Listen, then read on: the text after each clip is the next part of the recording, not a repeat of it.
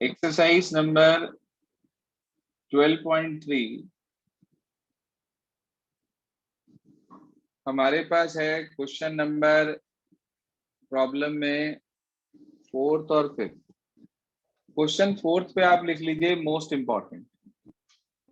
क्या कहता है क्वेश्चन नंबर फोर्थ? कह रहा है using section formula show that the point this and this are collinear. For this question we come to example number 8। Example 8 में समझा रहा हूँ। क्वेश्चन नंबर फोर्थ आप लोग खुद ट्राई करेंगे। देखिए क्या कहता है एग्जाम्पल नंबर 8, ध्यान से समझिए। उसने कहा यूजिंग सेक्शन फार्मूला हमें इन तीनों पॉइंट्स को कोलिनियर दिखाना है। तो हमने जो 3 पॉइंट दे रखे हैं उसे लेट कर लिया। ए कह दिया पहले पॉइंट को -4 6 10। बी कह दिया दूसरे पॉइंट को जिसके कोऑर्डिनेट हैं 2 4 6। एंड सी कह दिया तीसरे पॉइंट को जिसके कोऑर्डिनेट है 14 0 -2। आप क्या करेंगे? आप इनमें से कोई भी 2 पॉइंट कंसीडर कर लेंगे, आइदर ए और बी, ए और सी, बी और सी, जो आपका मन करे। और आप ये मान लेंगे कि उन पर कोई पॉइंट पी है जो उसको के रेशियो 1 में डिवाइड कर रहा है। मान लो मैंने पॉइंट ले लिया ए और सी। आपकी बुक में ले रखा है ए और बी, मगर मैं ले रहा हूं ए और सी। तो मैं लिखूंगा let any point P on A C divides AC in the ratio K ratio 1। आप लोगों ने पढ़ा था सेक्शन फॉर्मूले के अंदर कि when ratio is not given then we consider the ratio as K ratio 1। तो हमने रेशियो को K ratio 1 ले लिया। अब इसके बाद मैं पॉइंट P के कोऑर्डिनेट निकालना चाहता हूं सेक्शन फॉर्मूले की हेल्प से। तो आप कोऑर्डिनेट्स निकालेंगे P के सेक्शन फॉर्मूले का यूज करते हुए। इधर की रेशियो और पहले आप लेते हैं इधर की रेशियो और उधर का पॉइंट, फिर इधर की रेशियो और इधर का पॉइंट। यही फॉर्मूला होता है भाई। तो आपने कहा 14 के -4 अपॉन के +1। उसके बाद 0 के +6 अपॉन के +1। उसके बाद -2 के +10 अपॉन के +। इतने तक कोई प्रॉब्लम किसी को? No sir. Now we have to check. Now we have to check if for some value of k, for some value of k, points P and D coincides each other।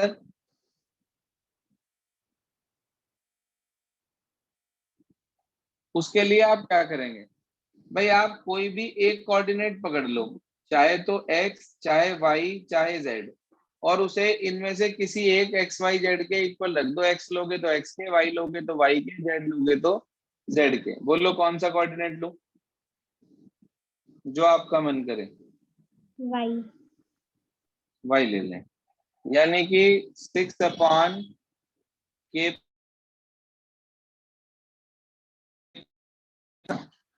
6 upon k +1 equals to 4। 6 equals to 4k + 4। ये इधर जाकर minus हो जाएगा तो 4k की value हमारे पास 2 आ गई। k आ गया 2/4 1/2। ये आपके पास किसकी वैल्यू आ गई भाई?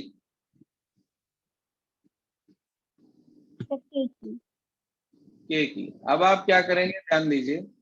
आप इस k की वैल्यू को इसमें और इसमें पुट कर देंगे और चेक करेंगे क्या k की वैल्यू के लिए ये 2 आ रहा है और ये 6 आ रहा है।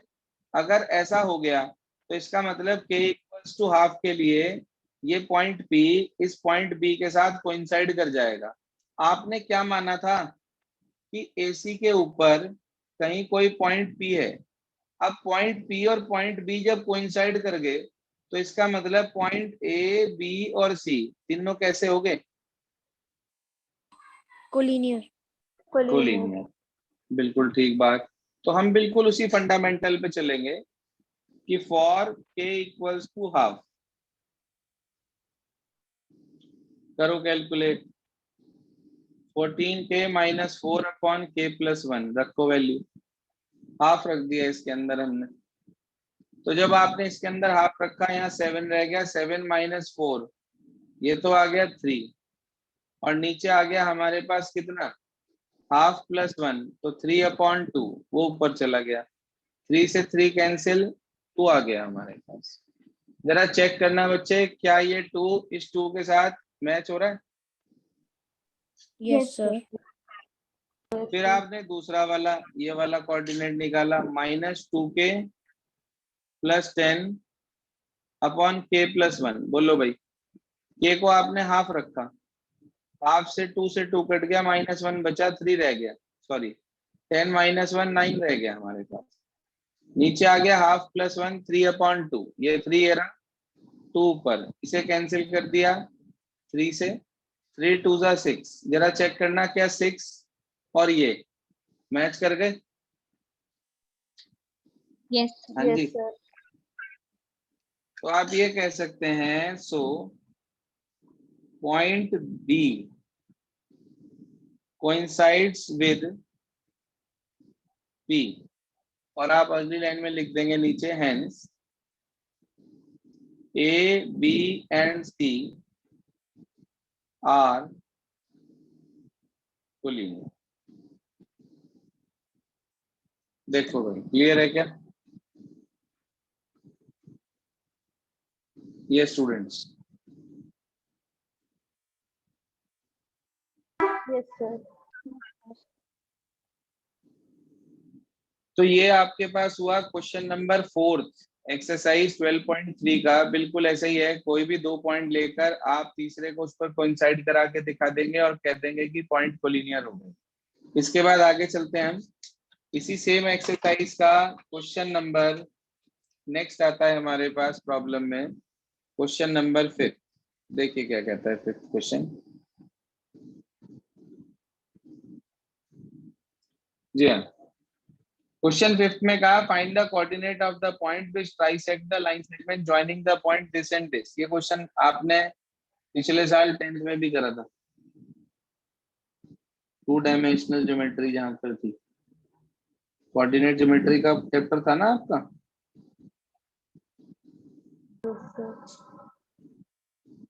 10 माइनस 16 और 6 ट्राइसेक्ट मांग रहा है। ट्राइसेक्ट का क्या मतलब होता है?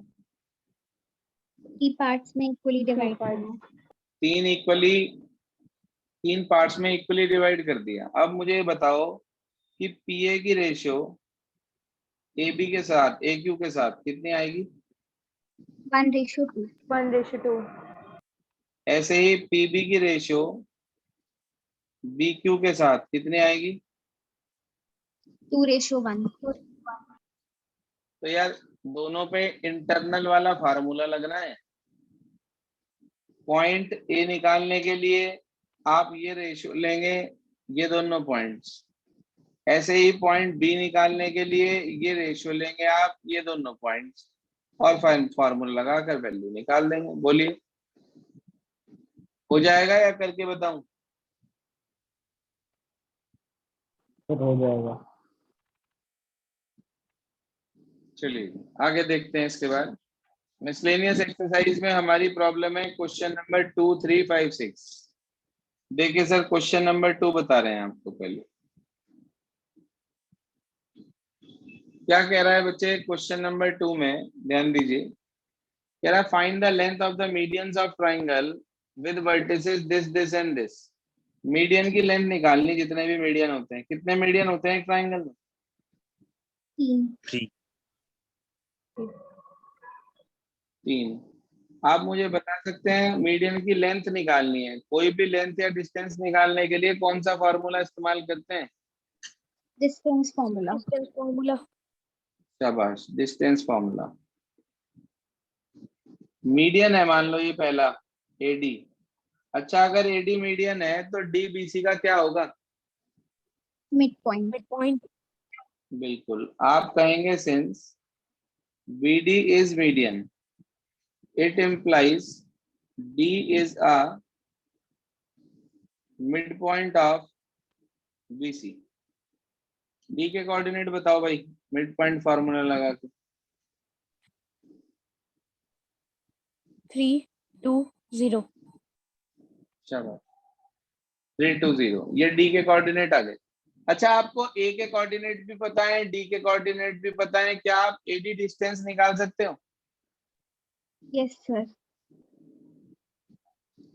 x2 माइनस x1 का whole square, y2 minus y1 का होल स्क्वायर और z2 माइनस z1 का होल स्क्वायर, यही बैठेगा। Yes sir.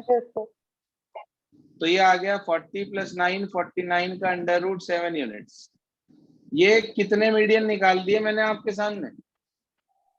एक। एक। बिल्कुल ऐसे ही आप दूसरा मीडियन निकाल लोगे बीई और तीसरा मीडियन निकाल लोगे आप सीएफ। Is this clear?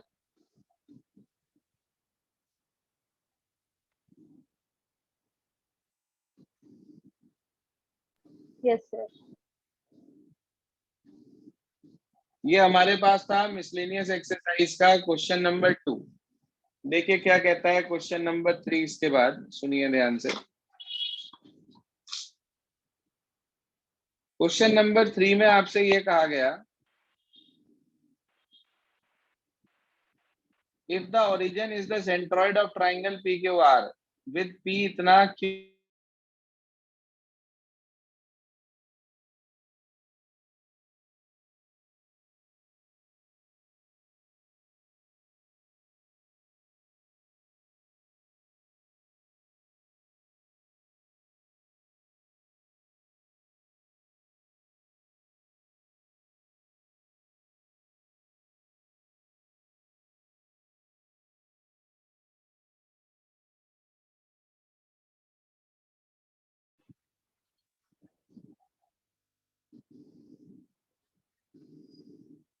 ये स्टूडेंट्स, तो हमारे पास आप ध्यान दीजिए कि क्वेश्चन नंबर हमारे पास 3 के अंदर इसके बाद हमें दे रखा है कि P पॉइंट के कोऑर्डिनेट हमारे पास हैं, Q पॉइंट के कोऑर्डिनेट हमारे पास हैं और R पॉइंट के कोऑर्डिनेट हमारे पास हैं।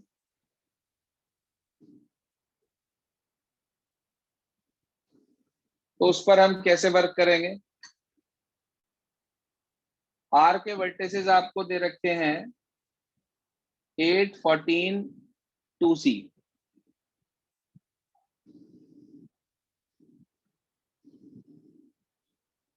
उसके बाद उसने हमारे से ये कहा कि ओरिजिन सेंट्रॉइड है। अच्छा, अगर ओरिजिन पे सेंट्रॉइड दिया हुआ है आपको, तो ओरिजिन के क्या कोऑर्डिनेट होते हैं? 0 0 0। ओरिजिन के कोऑर्डिनेट हमारे पास होते हैं 0 0 0। इसका मतलब आपको एक्स वाई जेड की वैल्यू दे दी उसने। उसने आपसे कहा centroid is at the origin mean 0 0 0।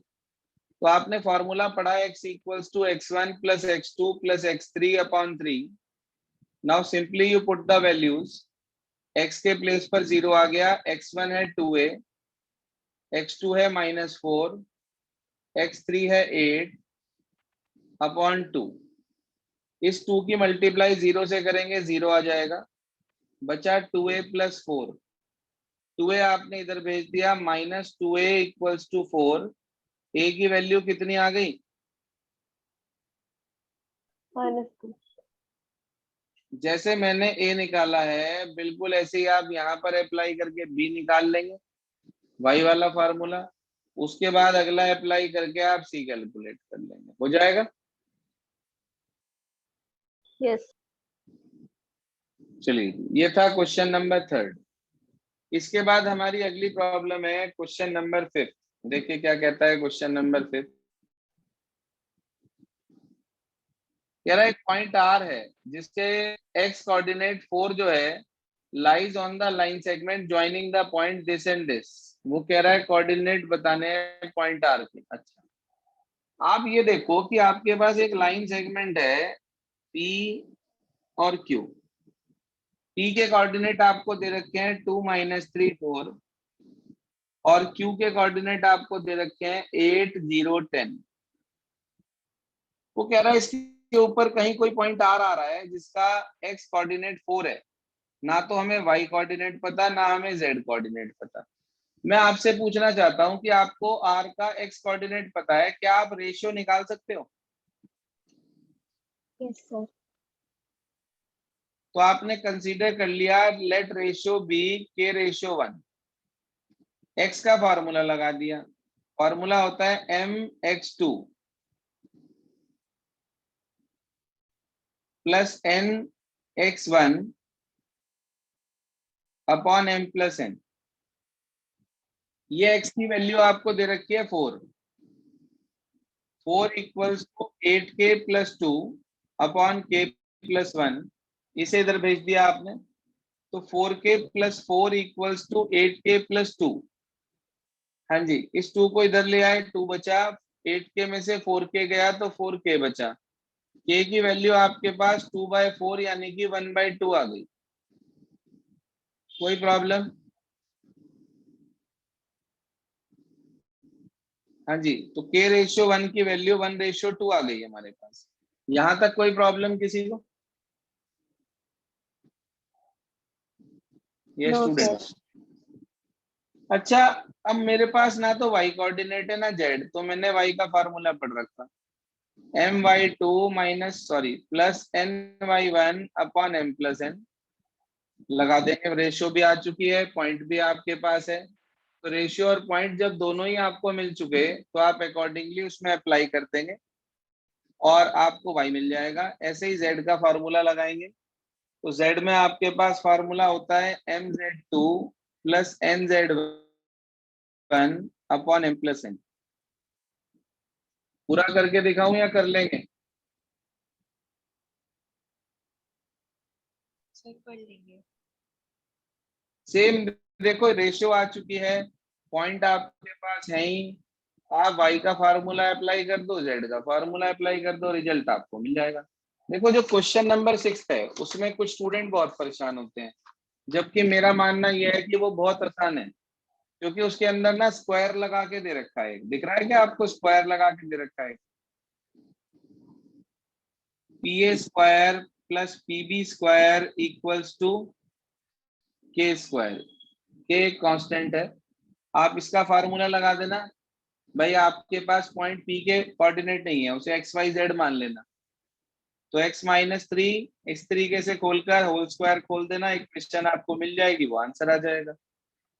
कर लेंगे मनस्वी? Yes. देखो, जो क्वेश्चंस मैंने आपको आज बताए हैं उन्हें एक बार रिपीट कर लेना। लिख लो, repeat all problems and do all 13 examples of chapter 12। तो रिपीट में आर ई रह गया। ले भाई ले, ले भाई ले, गलती होगी भाई, पेनल्टी ना ठोक दो मेरे ऊपर। जब आया था साइकिल भी चलानी नहीं आती थी, आज मेरी गलती निकाल रहा। तो गलती कहाँ है, तू बता रहा था। चलो जी, बस इतना कर लेंगे आज आप। Okay student.